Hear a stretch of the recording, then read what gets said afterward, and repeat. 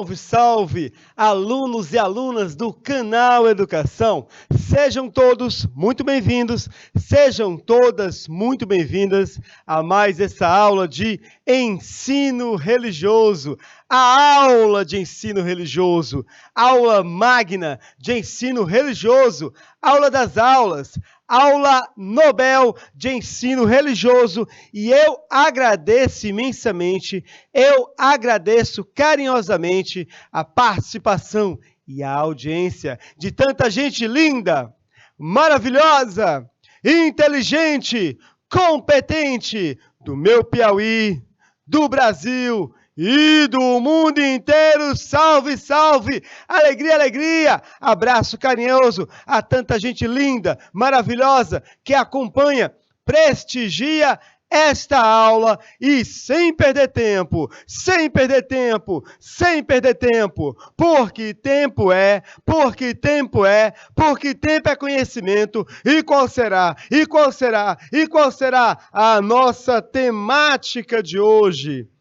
Concepção de vida e morte nas tradições religiosas indígenas.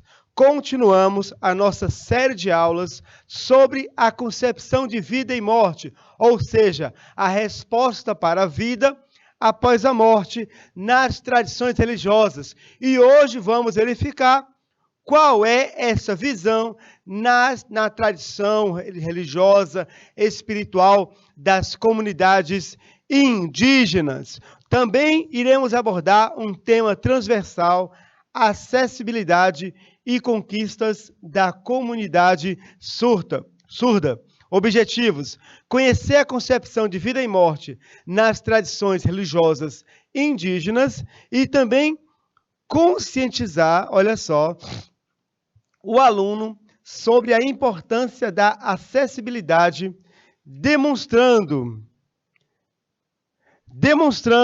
as conquistas da comunidade surda ao longo da história. Dá uma olhada aqui no slide, um minutinho.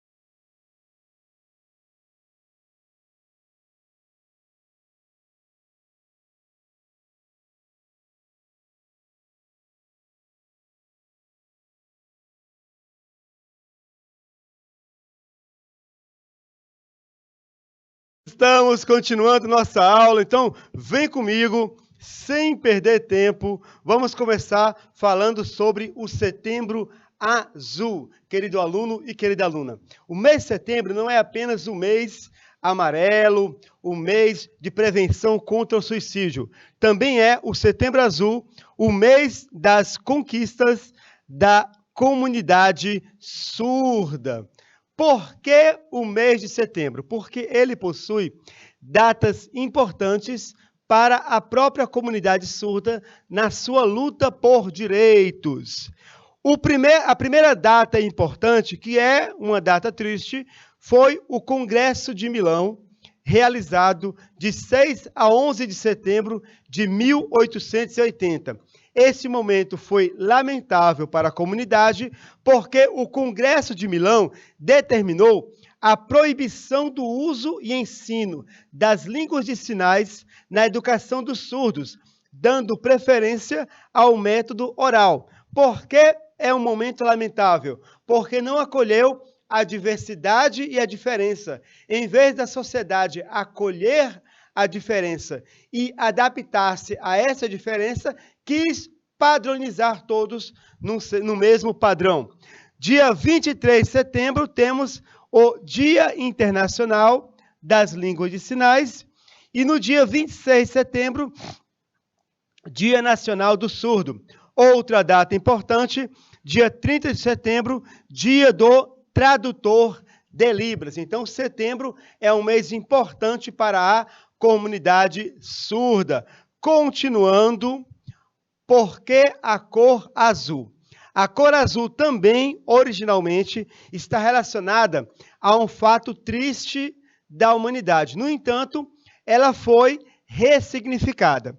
Em 1933, o governo nazista, sempre eles estão envolvidos nos episódios mais tristes da humanidade, mais vergonhosos, e tem gente que ainda hoje apoia nazismo, fascismo, como se fosse algo interessante para a humanidade. Não é, é um crime, todo fascista é criminoso.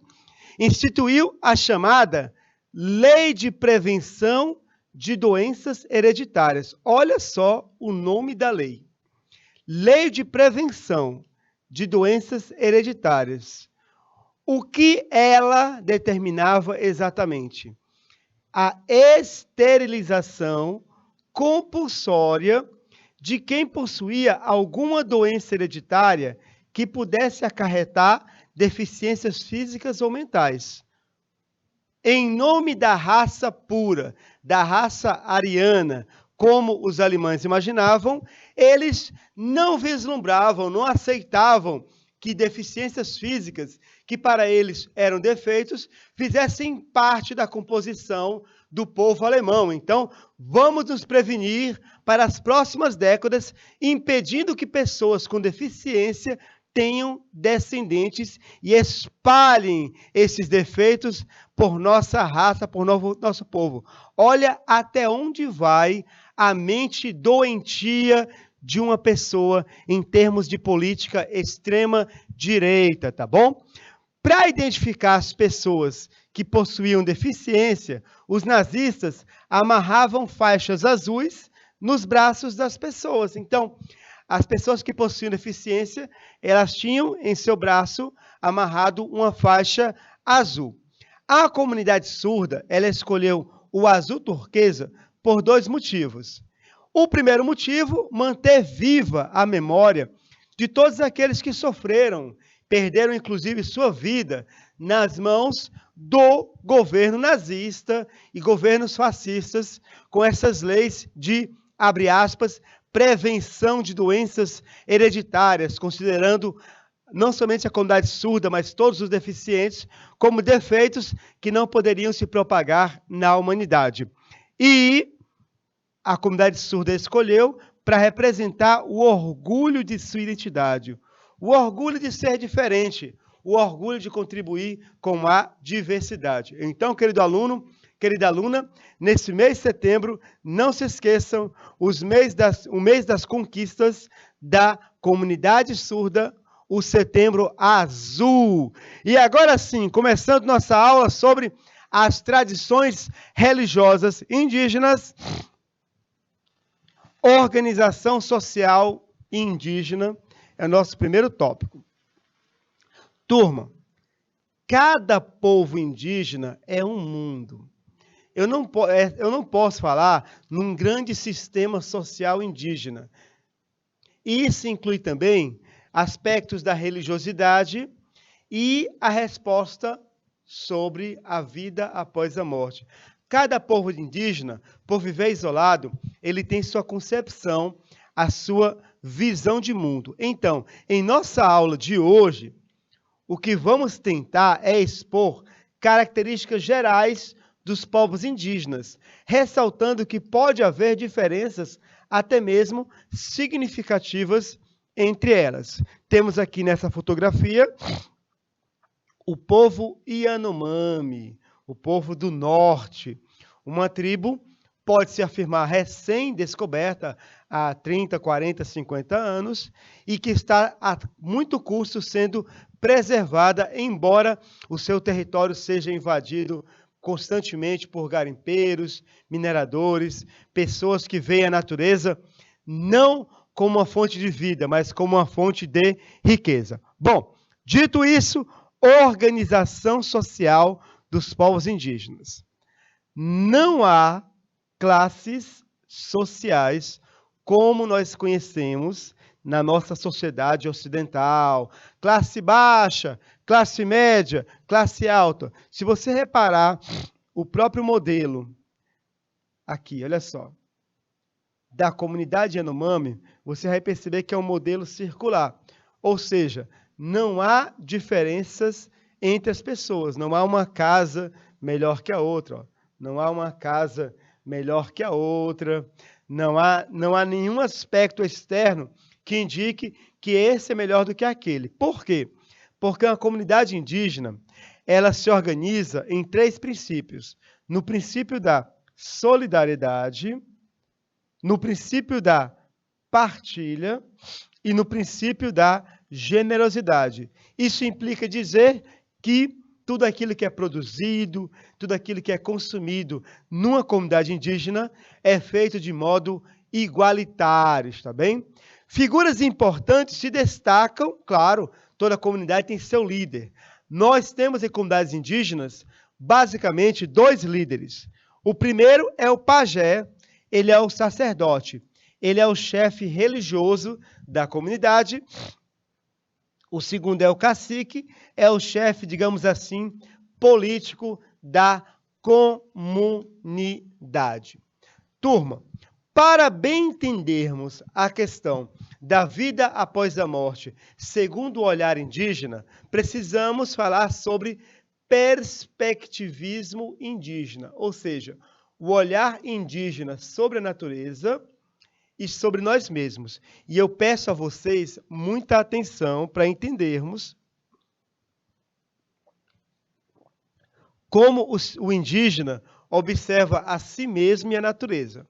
Vem comigo. Primeiro vamos olhar a natureza sob o ponto de vista do ser humano, do homem branco, digamos assim, do homem ocidental. Nós aprendemos, por meio das ciências, que existe algo chamado evolucionismo. O que o evolucionismo afirma acerca da origem do ser humano? Que nós, seres humanos, nós viemos da condição de animal. Ou seja, o animal é o estágio primitivo dos seres humanos. O animal não humano, olha só, não é? Aqui é a escala da evolução humana, ó, até chegar ao Homo sapiens, o ser humano. A nossa condição original era uma condição animal que foi evoluindo. Por isso que, quando o ser humano manifesta emoções de modo negativo, o que nós falamos? Ah, você está parecendo um animal, você é um animal, né? Até numa discussão, uma discussão entre amigos, entre parceiros, se fala, você é um animal, ou seja, não é uma pessoa racional. Por isso, segundo a nossa concepção ocidental, nós seres humanos, nós somos uma evolução da natureza. Nós estamos um passo à frente da natureza. E por isso nós podemos dominá-la, porque ela está à nossa disposição. A natureza foi criada para servir o ser humano, que é uma evolução da própria natureza. Por incrível que pareça, uma visão de mundo que fortalece a visão evolucionista é a visão criacionista. É basicamente, na sua essência, a mesma coisa. Não sei por que os evolucionistas brigam tanto com os criacionistas e vice-versa, se eles pensam essencialmente a mesma coisa, que o ser humano está à frente da natureza, que o ser humano é a joia da criação, que o ser humano é a evolução da natureza. Olha só aqui a perspectiva bíblica, enquanto eu mando um abraço carinhoso ao meu amigo Denilson Santana, futuro agente, futuro policial federal. Olha só. E criou Deus o homem, a sua imagem, a imagem de Deus o criou. Homem e mulher os criou. Deus os abençoou e Deus lhes disse: frutificai e multiplicai-vos. Enchei a terra e sujeitai-a, dominai. Percebe, então? A natureza existe segundo o criacionismo e o evolucionismo para ser dominada pelo ser humano, para servir ao ser humano, porque o ser humano é, segundo o criacionismo, a joia da criação, e segundo o evolucionismo, o estágio mais, certo, mais evoluído. Nesse ponto, as duas correntes, elas comungam o mesmo ponto de vista. Pois bem, esse não é o olhar indígena sobre a natureza. Pelo contrário, o indígena, ele tem uma visão da natureza oposta à visão da natureza da sociedade ocidental. Olha aqui para essa gravura, essa pintura do autor Denilson Baniva. Aquela gente que se transforma em Catitua. Uma pessoa se transformando num animal. Esse aqui é o perspectivismo indígena. A condição humana é que é o estado original que os animais abandonaram ou foram forçados a abandonar. Em vez do ser humano vir dos animais, certo? O ser humano é aquele estágio mais atrasado e os animais são o estágio mais avançado. A natureza, sim, ela está um passo à frente do homem. A natureza é o estágio superior. Percebe a diferença? No evolucionismo e no criacionismo, o ser humano é o estágio superior. Para o olhar indígena, é a natureza, os animais, as plantas, tudo aquilo que é o estágio superior. Por isso devem ser respeitados, por isso a natureza é sagrada. Sagrada as plantas, os rios e os animais. Aquela gente que vira catitu, certo? A catitu é uma evolução do ser humano, certo? Por isso que quando nós vemos um animal de estimação, a gente se apega tanto, porque parece um ser humano. Na sua afeição, no seu carinho, percebe? Então, é o que vemos, por exemplo, na carta do chefe Seattle. Isto sabemos, a terra não pertence ao homem, o homem é que pertence à terra, é o contrário, certo? A terra não pertence, não é propriedade do ser humano, o ser humano é que é um estágio inferior, propriedade da terra, por isso que precisamos compreender bem essa visão indígena, certo? Que chega ao ponto de, olha só, a devoção à natureza. A natureza é o espaço mais sagrado para a comunidade indígena. Palavra-chave, ideia de sagrado, natureza. Sendo a natureza sagrada, o indígena, ele busca o equilíbrio e a harmonia do ser humano com a natureza. O que é sagrado? A terra e tudo o que nela habita são sagrados e por isso merecem adoração, respeito e preservação. Mais uma vez, olha só, a carta do chefe Seattle, não sabemos se essa carta é verdadeira, mas o seu teor é de uma reflexão importantíssima para a humanidade. Olha só, cada pedaço desta terra é sagrado para o meu povo. Cada ramo brilhante de um pinheiro, cada punhado de areia das praias, a penumbra na floresta densa, cada clareira e inseto a zumbir, são sagrados na memória e na experiência do meu povo. Então, toda a natureza é sagrada. Vamos ao nosso primeiro item, logo no início da aula, para fixarmos algumas ideias, certo? Ditas, algumas informações compartilhadas da aula. Vem comigo. Quem é o líder religioso e espiritual numa comunidade indígena? Olha só. A comunidade indígena, ela tem um líder político,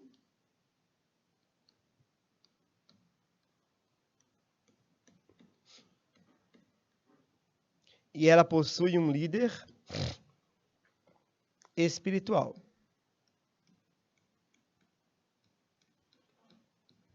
Embora seja uma organização social fundamentada na generosidade, na partilha, na fraternidade, na comunhão, certo? Não há classes sociais numa comunidade indígena. Porém, há líderes. Líderes se destacam na proteção do seu povo, na organização e assim por diante. Aqui se pergunta qual é o líder espiritual. Vamos ver as alternativas. O cacique, o pajé, o encantado ou o maracá. Bom, eu vou excluir aqueles que não são, está bem? E ficarmos apenas com a resposta. O cacique, ele é o chefe político. O cacique é o chefe político, então não é o chefe religioso. Por exemplo, num contexto de guerra contra outra tribo, quem organiza o exército, digamos assim, é o cacique. Encantados são figuras do folclore. Por exemplo, o Saci Pererê, o Curupira, o Boto, e assim por diante. São figuras, o lobisomem, são figuras do folclore, são divindades que surgem em alguns espaços da floresta. Quando você tem no seu bairro um local chamado Lagoa Encantada, Parque Encantado, é porque lá, originalmente, segundo a cultura indígena, apareciam encantados, como o Saci, como o Curupira, o Caipora, e assim por diante. Então, não é a letra C. Maracá é um instrumento, um chocalho, utilizado pelos indígenas nas celebrações religiosas. Então, só restou a letra B, o pajé. O pajé é a liderança religiosa espiritual da comunidade indígena, também conhecido como xamã. Para você que acertou, eu não posso dar outra nota que não seja aquele 10 com louvor! Maravilha, maravilha! Que coisa linda! Que coisa bela! Pode comemorar! Agora vamos adentrar na doutrina sobre vida e morte na comunidade indígena. Peço licença para retornar alguns slides antes.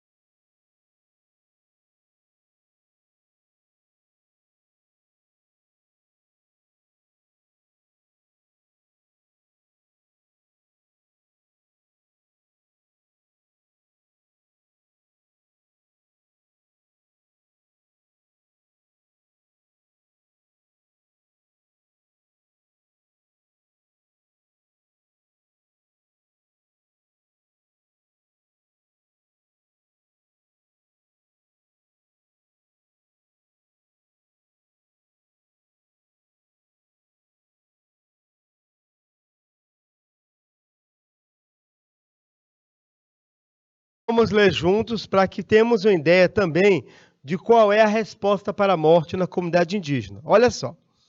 Isto sabemos, a terra não pertence ao homem, o homem pertence à terra. É a frase já lida. Agora olha só. Isto sabemos. Todas as coisas estão ligadas como o sangue que une uma família. Olha só essa expressão. Todas as coisas estão ligadas como o sangue. Aqui, sangue é sinônimo de descendência. Então, a descendência está ligada ao mundo dos vivos atual, certo?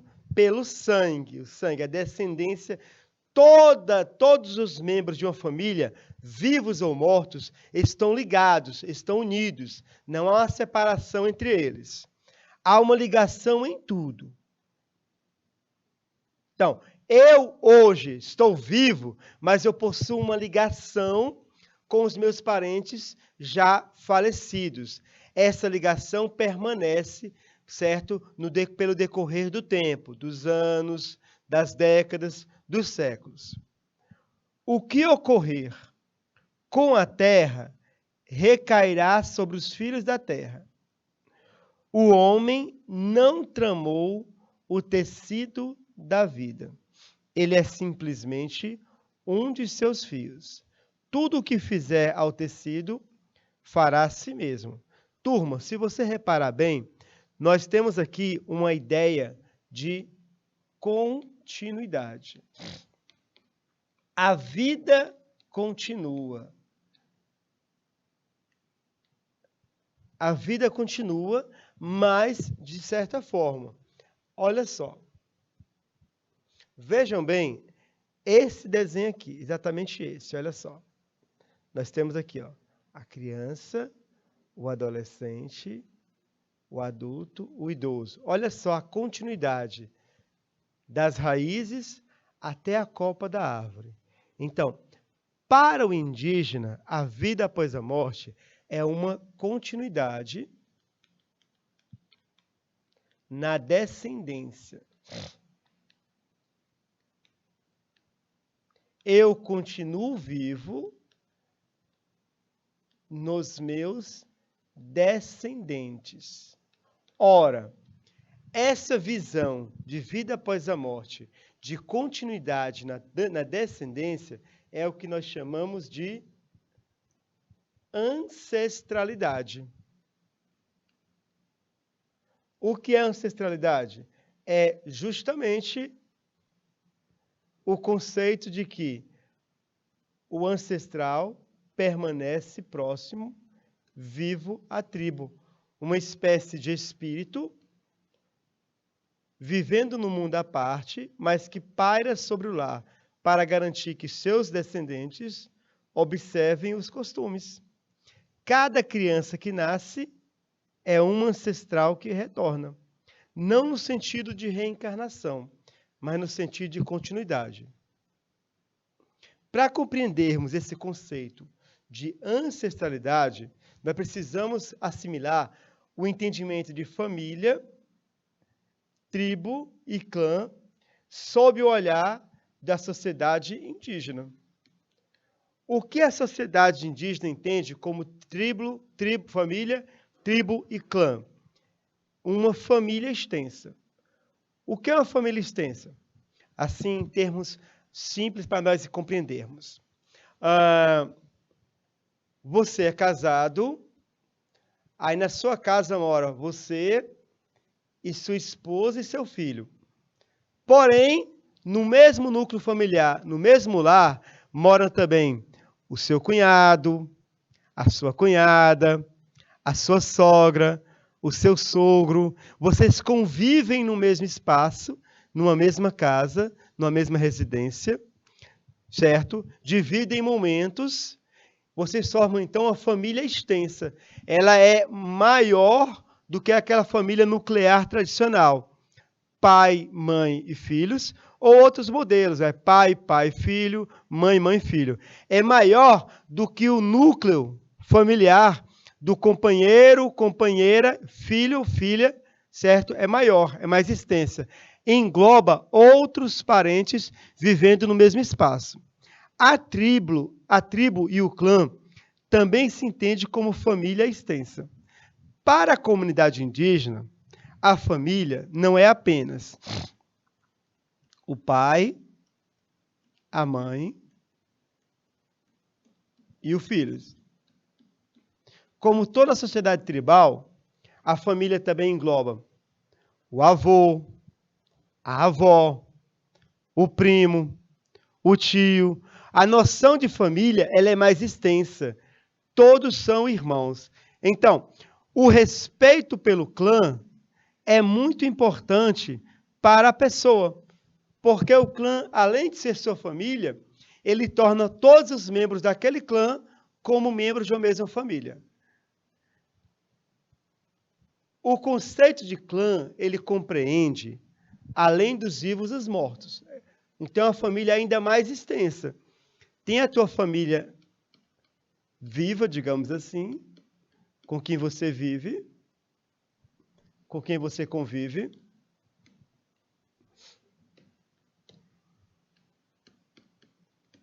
E entra também no clã a família falecida. Para você que é ocidental, cristão como eu, entender bem essa concepção, vamos usar um exemplo da Bíblia, para entendermos o que é essa noção tribal de clã. Vejam bem, a família viva, ela é extensa. Você olha na Bíblia o caso de Abraão e de Ló. Abraão e Ló, eles pertenciam praticamente à mesma tribo, ao mesmo clã. Então, eles brigaram, seus funcionários brigaram e eles se separaram. Mas qual foi a expressão que Abraão, certo, usou para Ló? Uma expressão de irmão. Somos irmãos, certo? Agora, quando os hebreus vão invocar Deus, uma das expressões que eles mais utilizam no Antigo Testamento qual é? O Deus de Abraão, Isaque e Jacó, os patriarcas, chefes de clã, chefes de tribo. Percebe então? A família viva, todos são irmãos, e os falecidos continuam presentes, Abraão, Isaque e Jacó. Então, é um conceito de família muito extenso, que compreende o mundo dos vivos e também o mundo dos mortos. Por isso que aquele que morre numa sociedade tribal, como a sociedade indígena, ele permanece vivo na memória e na história do seu povo. E ele paira. O que é pairar, né? Pairar não é simplesmente parecer, é aparecer, não é eu vi Abraão, eu vi Isaque, não. Pairar significa que eu sinto a sua presença perto de mim. Cada criança que nasce é um ancestral que retorna, mas aqui não é no sentido de reencarnação, é de continuidade. Voltando novamente a olhar para Abraão, sociedade tribal bíblica, certo? Qual era a principal preocupação de Abraão na Bíblia? Ele não tinha filhos. Se não tinha filhos, não conseguia, certo? Ele não conseguia ter uma descendência. Se não tivesse a descendência, o seu nome ia ficar esquecido, tá bom? Mas a cada pessoa que nasce da sua tribo, certo?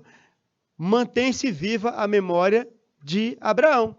Olha só o Novo Testamento, milhares de anos após Abraão, numa discussão entre Jesus e seus inimigos, o que é que Jesus fala? Vocês dizem que são filhos de Abraão. Percebem? O povo, mesmo milhares de anos após, ainda considera filho daquele patriarca, pertencente àquele patriarca, e mantém viva a memória desse patriarca com a sua existência. Assim também é na comunidade indígena. Cada criança que nasce é um ancestral que retorna, porque nós estamos todos ligados, como se fosse um fio de um tecido, um fio de uma teia, tá bom? Isso é ancestralidade. Para as tradições indígenas, o ser humano, quando ele morre, ele volta aos seus antepassados, volta aos seus ancestrais, mas o seu espírito, olha os ancestrais aqui embaixo, o seu espírito continua vinculado à família e ao clã. Os ancestrais que morreram, eles deixaram de existir apenas fisicamente, mas eles continuam presentes na vida dos familiares, agindo por meio de orientação, proteção e benefícios. Embora não possam ser vistos, existe um contato entre os ancestrais e a comunidade que viva por meio de sonhos, de transes. Esse encontro ele pode ser facilitado, né, pela espiritualidade, pela tradição religiosa, que é a ingestão de substâncias psicoativas ou rituais o xamanismo ou a pagelança do pajé. Então, o ancestral continua presente, vivo, atuando na comunidade e nos rituais religiosos busca-se esse contato direto com os ancestrais. Essa ideia vai ficar muito clara, mais clara ainda, em nossa próxima aula, quando abordarmos a resposta para a morte nas tradições afro-brasileiras e nós estudarmos a questão dos orixás. Os orixás são ancestrais que são cultuados na atualidade, tá bom? A crença na ancestralidade faz com que os que já morreram estejam sempre ligados aos que vivem, formando uma linha de continuidade. Essa é a ideia de ancestralidade. Não é a ressurreição, que acredita que a pessoa vai ter uma vida nova no fim do mundo, não é a reencarnação, uma vida nova numa próxima existência, não é o nada, é o continuar por meio da sua descendência, tá bom? Falei bem pausadamente para ficar bem claro. E para encerrar nossa aula nesses últimos minutos, vamos conhecer o Quarupi. O que é o Quarupi? O Quarupi é um ritual fúnebre do Xingu. É um ritual fúnebre, como os índios, né, qual o trato, os indígenas, perdão, qual é o trato que eles dão ao corpo após o falecimento, vislumbrando essa vida após a morte. Então temos aqui já algumas fotografias. O Quarupi, ele se organiza, né, em torno desse tronco enfeitado. Esse tronco enfeitado representa a pessoa falecida. Então, esse tronco que está sendo enfeitado para a comunidade Xingu representa o próprio falecido, a pessoa que morreu. Tá bom? Está se encerrando um ciclo de luto. Então, o Quarupi, ele vem com a finalidade de encerrar o luto, tá bom? As famílias já estão finalmente encerrando esse luto, porque é importante. É importante para nós, seres humanos, em nome da nossa própria sobrevivência, que nós abreviemos o máximo possível o luto, certo?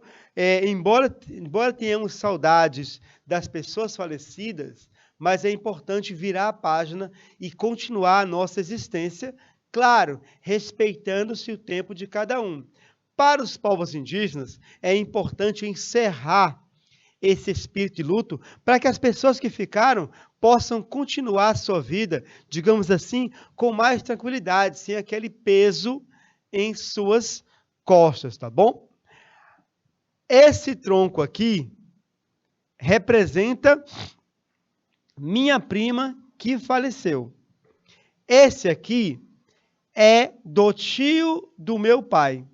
E esse aqui é do pajé. Então, cada tronco, nesse relato aqui do Pablo, representa um ente querido, um membro da comunidade falecido. E agora é o ritual fúnebre que também encerra o período de luto, para que nós possamos continuar as nossas vidas, virar a página, tá bom? Olha só, o Quarupi, gente, é um dos tradicionais rituais indígenas. Ele é uma reverência e despedida dos mortos e encerra o período de luto. Os espíritos dos mortos, eles são representados por troncos, olha só.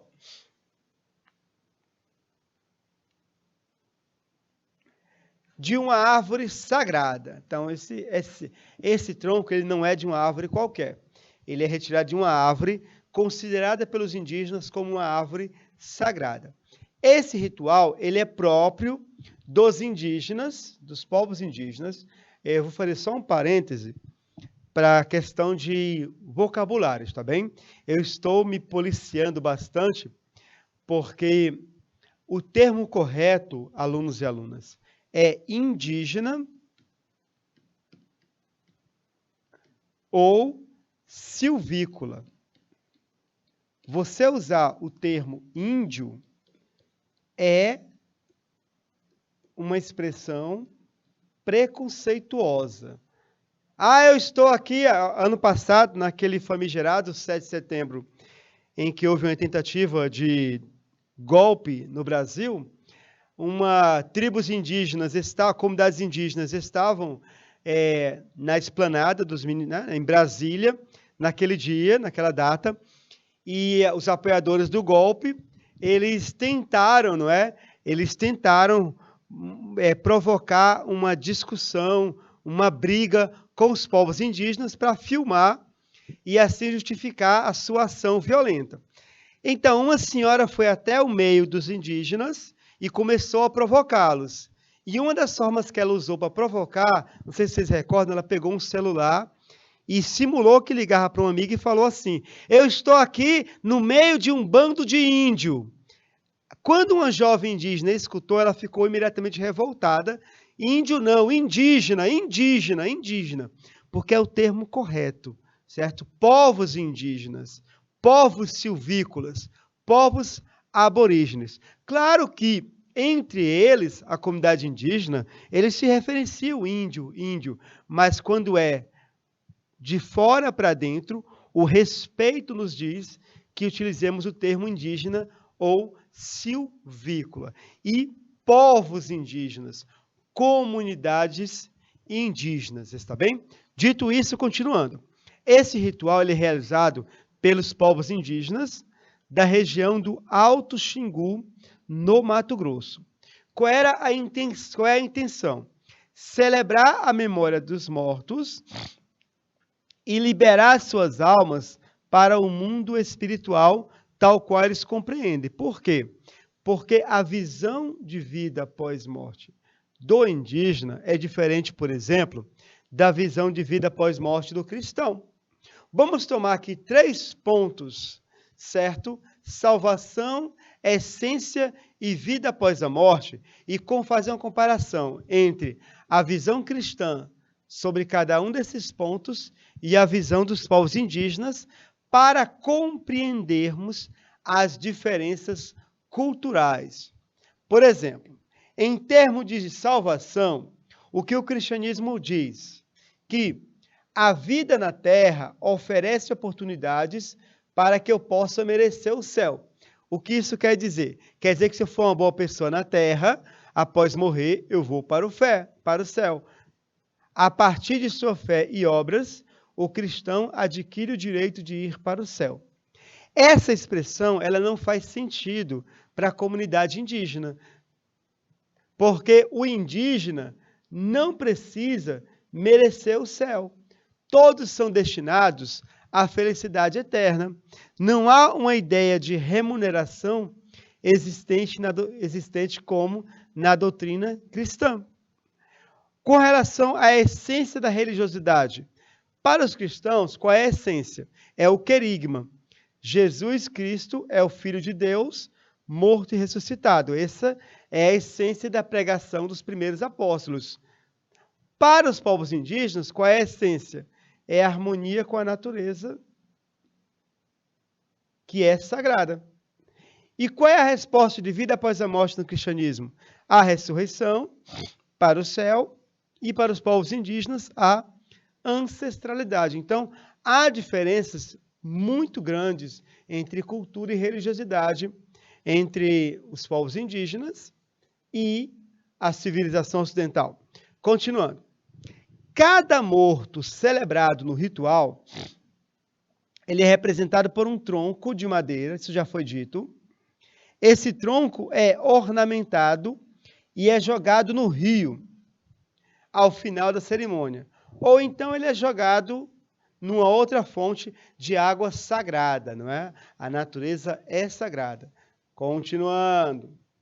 O ritual, ele é centrado na figura de um deus indígena, um deus que é cultuado pelo Alto Xingu, pelos povos indígenas do Alto Xingu. Você percebe que esse deus, ele não é daquele nosso imaginário mais popular, não é? Que fala, Jaci, certo? Deus Guaraci. Não é outro Deus próprio do povo indígena. Esse Deus é chamado Mavutizinim, que seria o primeiro ser humano do mundo. Ele teria criado os outros seres humanos e instituído o ritual do Quarup. Olha só que interessante a ideia de continuidade aqui. Deus cria um ser humano e esse ser humano cria os demais. Continuidade. Continuidade, não é? É como aquele esporte olímpico da corrida com o bastão, em que em determinado momento você está correndo e passa o bastão para o colega da frente. Deus criou o mundo, ele passou o bastão para o primeiro ser humano. O primeiro ser humano ele pegou o bastão e foi criando os demais, e até os dias de hoje por meio dos nascimentos, certo? Dos partos. Em sua origem, o Quarup era um rito que visava trazer os mortos de novo à vida. Então, nos seus origens, a ideia era trazer o morto de volta à vida. O Quarup, ele corresponde àquela cerimônia dos finados da Igreja Católica. Porém, é uma festa muito mais alegre. Na visão dos índios, os mortos não querem ver os vivos agindo de forma triste ou feia. Então, na visão do indígena, os mortos, eles não, certo? Eles não querem ver as pessoas tristes por causa do luto. Querem ver as pessoas felizes, dando continuidade na sua vida. Bom, o Quarup, ele ocorre um ano após a morte dos parentes indígenas. O ritual, ele inicia pela manhã. Os troncos ornamentados são postos no centro do pátio da aldeia. Então, olha aqui, ó, essa fotografia aqui. Esses troncos são colocados bem no centro da aldeia. Vamos aqui só usar o exemplo logo no começo da aula dos povos Yanomami.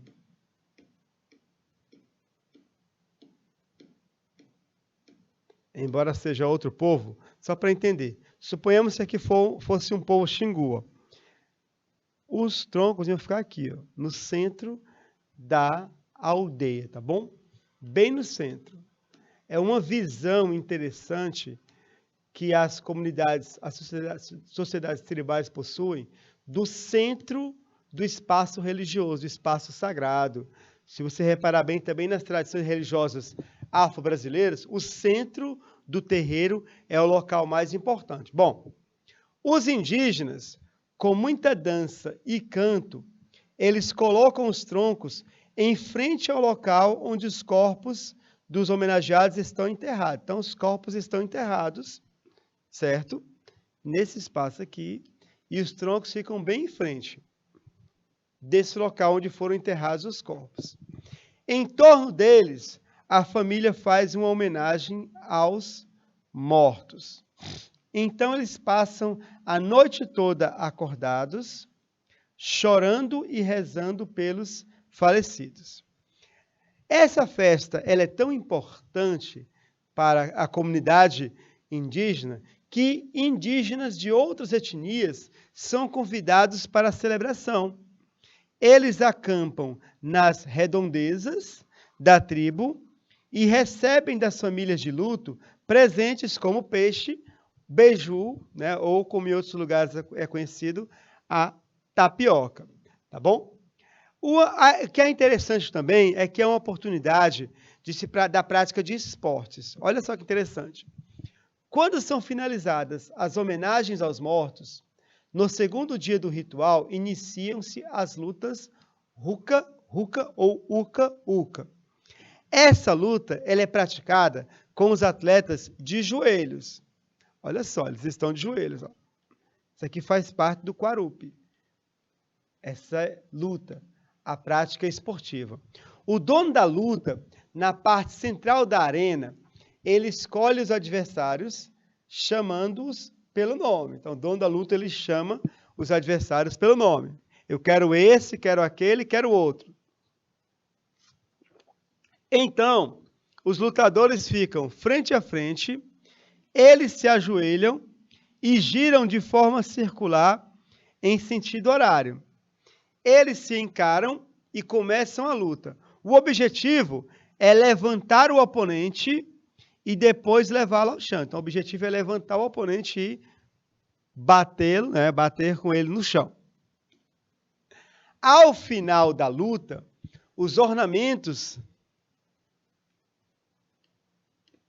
eles são colocados nos troncos e entregues, os ornamentos colocados nos troncos são retirados e entregues às famílias dos mortos homenageados. Então, ao final dessa luta, esses ornamentos aqui, quando terminou a prática esportiva, eles são retirados e são entregues à família, porque o próximo passo será jogar o tronco no lago ou no rio sagrado.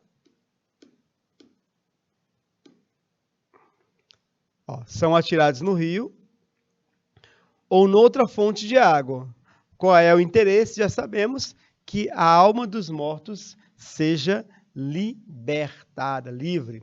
Bom, o Quarupi também é um momento importante para a comunidade no que diz respeito ao rito de passagem das meninas para a vida adulta. Aproveita-se também o Quarupi para fazer um rito de passagem. É uma criança, uma adolescente, uma menina, e agora vai se tornar uma adulta. Elas são apresentadas para a tribo após 1 ano de reclusão em suas casas. Então, a menina, 1 ano antes dela participar do ritual de passagem para a vida adulta, ela fica reclusa dentro da sua casa, do seu lar, por 1 ano. As jovens indígenas, certo? Isso acontece após o primeiro fluxo menstrual. Então, é proibida a saída. Assim que a jovem ela tem o primeiro fluxo menstrual, certo? Ela ia 1 ano antes do Quarupi, mais ou menos, ela já fica reclusa em casa, ela não pode sair porque vai ter um ritual de apresentação dela à sociedade, à comunidade. Um equivalente que temos aqui na sociedade ocidental é a festa dos 15 anos, um número simbólico em que a jovem vai ser apresentada à sociedade. A intenção desse período de reclusão é preparar as moças para se tornarem mulheres, mães e esposas. Assim, essa jovem presa, ela aprende o quê? Aprende tarefas domésticas, que vão lhe tornar uma boa esposa e uma boa mãe. Confeccionar artesanato, tecer fio de algodão e a cozinhar. As professoras geralmente são a mãe dessa jovem e outras mulheres do grupo. Então percebe-se que o Quarupi, além de ser um ritual, de encerramento do luto da família, ele também serve para a prática esportiva e também, nele também ocorre esse ritual, esse rito de passagem da moça, da sua fase de menina para a fase adulta, geralmente, certo, após o primeiro ciclo menstrual e marcando-se 1 ano para o Quarupi em si. Bom, cacique, cotoque, povo Camaiurá. É importante para poder terminar o luto. O Quarupi é somente para a pessoa importante para nós. Não é para qualquer pessoa. Então, olha só. Nesse povo aqui específico, o Camaiurá, o Quarupi, ele é uma celebração que é destinada a uma pessoa importante, a uma pessoa significativa em termos afetivos. Então, não é qualquer pessoa que é homenageada no Quarupi para esse povo específico. É por isso que no início da aula eu falei, cada povo tem seu mundo, certo? Cada povo, suas tradições, costumes. O que fizemos hoje foi tentar nos aproximarmos um pouco de uma visão geral, sabendo que sempre haverá exceções, tá bom? Continuando. Olha só, segundo item. Qual é a resposta para a morte nas comunidades indígenas? A alternativa A é o nada. Alternativa B, ressurreição. Alternativa C, ancestralidade. Ou D, reencarnação. Você que está me acompanhando agora, é muito fácil a resposta, não é? Você já sabe, toda a nossa reflexão sobre continuidade nos leva a uma resposta específica, que é a ancestralidade, não é? A continuidade. A pessoa está viva e continua viva em sua descendência. O nada, já sabemos que a morte é o fim, a ressurreição é voltar à vida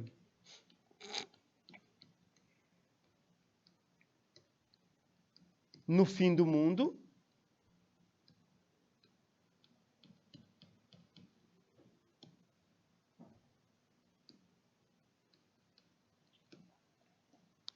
E a reencarnação, voltar à vida noutra existência.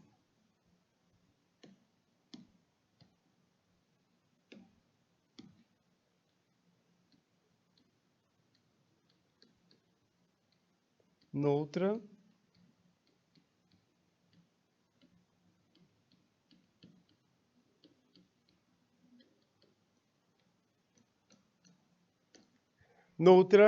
existência, tá bom? Chegamos à nossa revisão. Aquilo que vimos nessa aula de hoje está resumida nesse slide, perdão.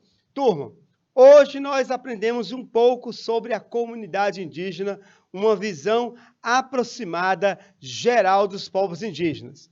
Aprendemos sobre a organização social dos povos indígenas. Não há classes sociais. A organização baseia-se em princípios da solidariedade, da partilha e da generosidade. Mas há figuras importantes que se destacam. Duas. O pajé, que é o sacerdote, chefe religioso da comunidade, e o cacique, que é o chefe político da comunidade, tá bom? Aprendemos também que a resposta para a morte é a ancestralidade, em termos de continuidade. Ao morrer, a pessoa volta aos seus ancestrais, mas aquela ideia de tribo e de clã, como uma família extensa, que engloba os vivos e os mortos, faz com que a pessoa continue vinculada à sua família e ao seu clã. E no final da aula, conversamos sobre o Quarupi, o ritual fúnebre do Xingu, que é importante para encerrar os períodos de luto. Cada morto na comunidade é representado por um tronco de madeira ornamentado que vai ser jogado no rio, tá bom? Ou numa outra fonte de água sagrada. E nesse mesmo ritual acontecem jogos, lutas e também há o rito de passagem das meninas indígenas para se tornarem mulheres, mães e esposas. Em nossa próxima aula, a concepção de vida e morte nas tradições religiosas afro-brasileiras. Deixando bem claro que vamos abordar duas religiões, o candomblé e a umbanda. O candomblé tem sua resposta para a morte e a umbanda tem a sua própria resposta para a morte. Um abraço carinhoso, salve, salve e tchau!